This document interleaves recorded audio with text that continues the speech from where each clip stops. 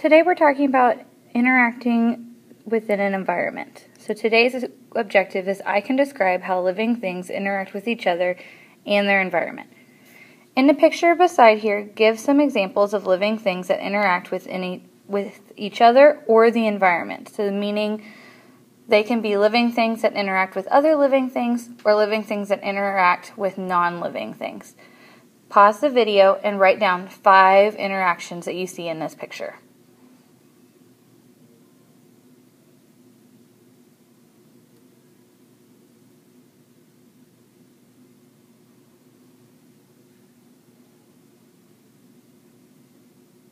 Did you find 5 things? If so, go show Coach Teague. Pause the video again and show her what you found.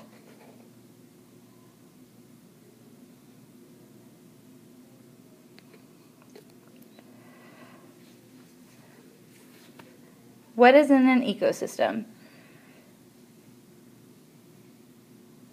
Answer the following questions. What is the smallest unit of living things? What does the prefix bio mean? List 2 living factors and 2 non-living factors in the picture shown.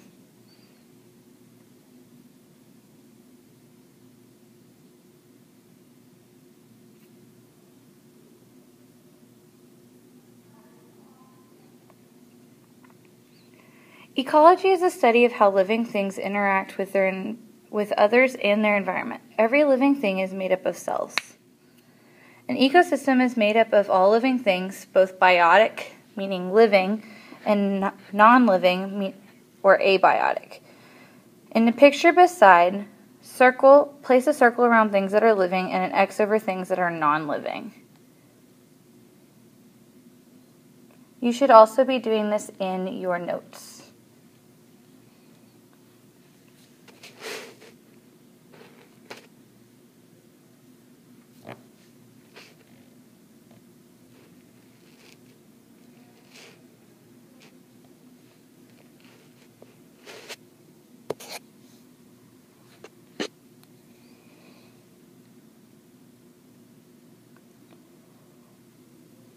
The deer is an example of a biotic thing, meaning living.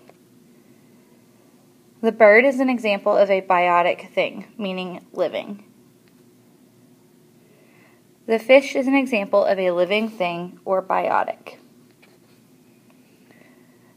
The insect is an example of a living thing or a biotic thing. The plants beside the river are considered biotic because they are living. The tree is also considered biotic because it is also living. The sun is considered abiotic because it is not a living thing. The clouds are considered abiotic because they are not living. The wind is abiotic because it is not a living thing. The rock beside the river is abiotic because it is not living. And the water itself in the river is not living. Now, there could be microorganisms living within the water, and those would be considered biotic. However, the water itself is abiotic. All of science builds upon itself. We have talked about this when we talked about levels of organization earlier on in the year. And we've already started talking about how the cell is the smallest living thing. So everything that is living, therefore, has to be made up of cells. Remember back to our talk on cell theory? All living things are made up of cells, meaning that all animals are also made up of cells, and all plants are made up of cells because they are living. You could also say all biotic things are made up of cells because we know that biotic means living.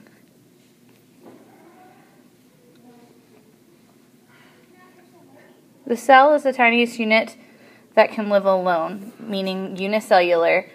So that means that it can live independent of other cells. Now, can you have a cell that lives by itself within an organism? Yes, because cells can combine to make tissues and other Organisms are organized into levels by how they interact with one another. We call it the levels of organization for ecology.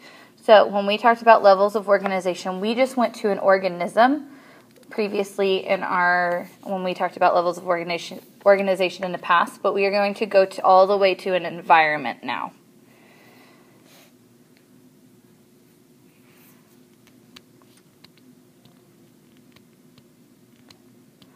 All right, so let's review the levels of organization within an organism.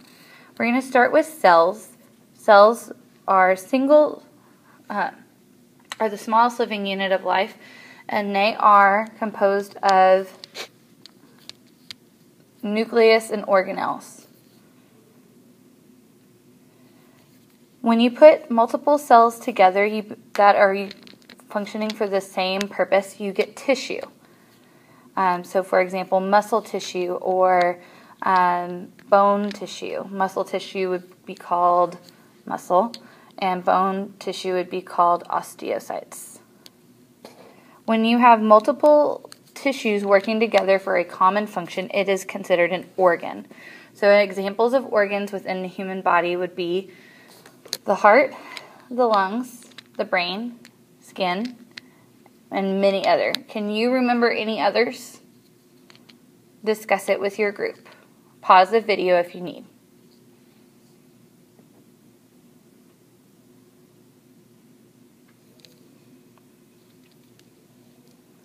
The next level is organ systems. We studied 10 organ systems in our human body unit. Can you remember all 10 of them?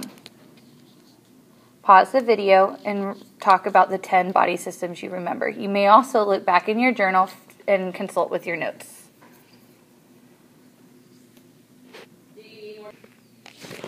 The body systems that you should have been able to name are muscular system, skeletal system, circulatory system, respiratory system, digestive system, nervous system, excretory system, integumentary system, endocrine system, both male and female, and reproductive system, both male and female.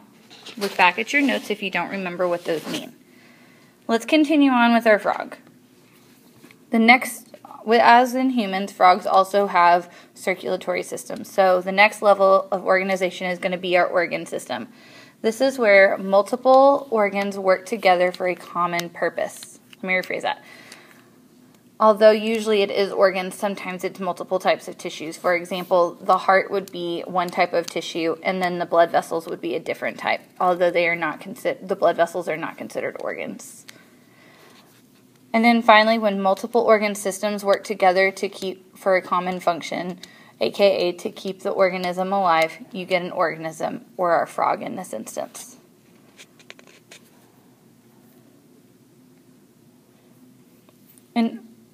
Okay, we are moving on to your notes on the side, so you'll have to turn your page sideways, and so make sure that you've got it and you're looking at it.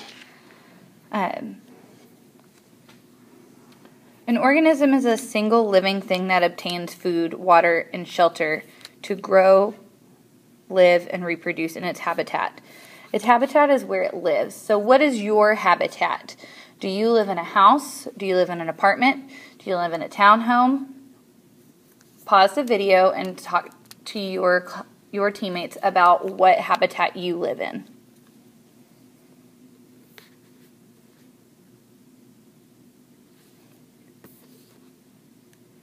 Have you ever heard of a niche? Some people use this as a common phrase for saying something that someone is good at, but in reality what it means is it's a total way of life. So when someone would say their niche is basketball, what they meant was that's something that the person is very talented at. But in reality what it means is that it is a total way of life. So if your niche truly is basketball, then that would mean every decision you make would revolve around bettering yourself in basketball.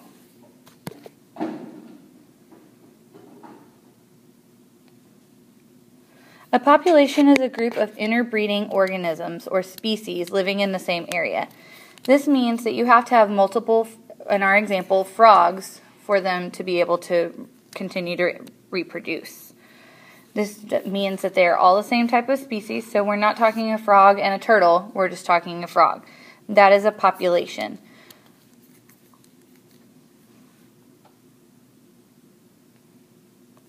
A community is a population in an ecosystem, is populations in an ecosystem. So this means it can be frogs, turtles, reptiles, insects, anything that you can find.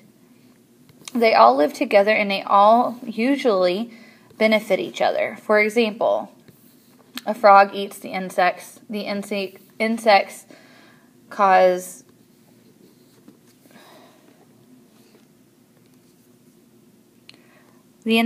pollination to occur within the plants.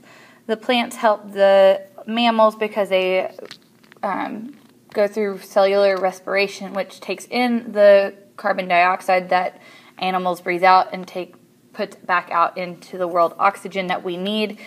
And so they all work together, and they usually work to benefit each other.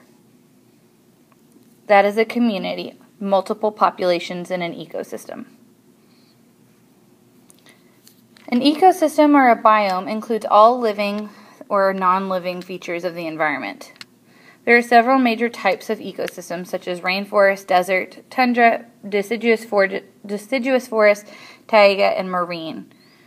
So this is not limited to all living things anymore. This is where we start coming in. This is the first time we introduce non-living things into our scope of work here.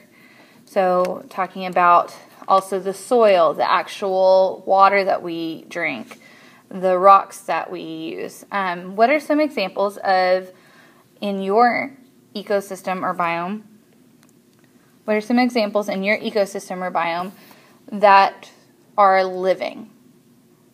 Pause the video and talk with your teammates about that.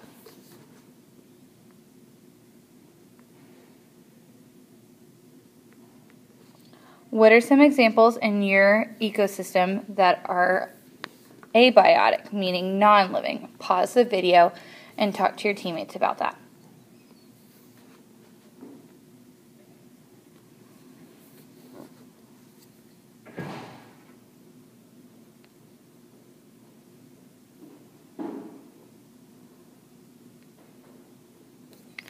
A biosphere is every place on Earth that can support life. Pretty much our entire Earth can support life in one fashion or another. Now, not all of our life is visible to the eye because a lot of places on our Earth only microorganisms can live. However, there is still life even if it's a microorganism, meaning small enough that we have to use a microscope to see it. Our atmosphere consists of the air, our hydrosphere consists of water, and our lithosphere consists of land.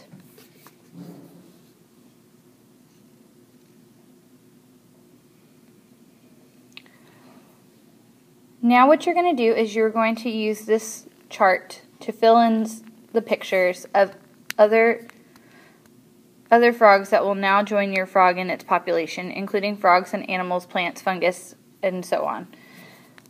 You'll need to include living and non-living in the ecosystem. So what you're going to do is you're going to start where it says start here.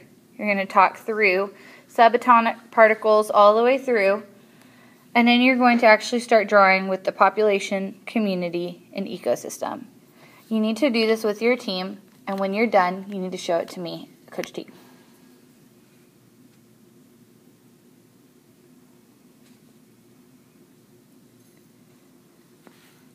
If you have any questions, come talk to me or ask me any questions that you may have.